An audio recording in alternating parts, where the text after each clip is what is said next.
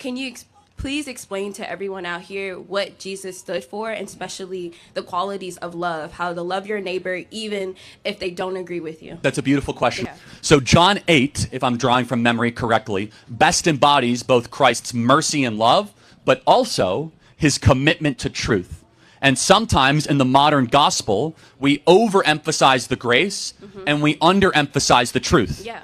And so we are far too willing to say, hey, Jesus loves everybody, but we don't get to the second part of the conversation that says Jesus doesn't want you to live in sin. So this is, in John 8, it's best embodied, right? Almost every Christian in this audience will be able to tell you the first part of this, which is a bunch of Sadducees and Pharisees who are standing around with rocks, and they're about to stone the prostitute woman. And Jesus comes up and says, let the first among you without sin cast the first stone. And everyone starts dropping the rocks. But what comes next shows that Christ is not just grace-focused, he's simultaneously truth-focused. He goes up to the woman who had a career in selling herself for sex and said, sin no more.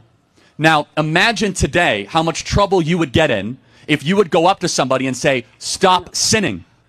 Oh, you're being too judgmental. No, you're actually being Christ-like. So Jesus stood. He was 100% grace and truth. And that tension is very hard in a modern world because we want to overemphasize grace when in reality Christ loves us too much to have us continue to live in sin. He wants us to try to elevate our actions to glorify God in all that we do.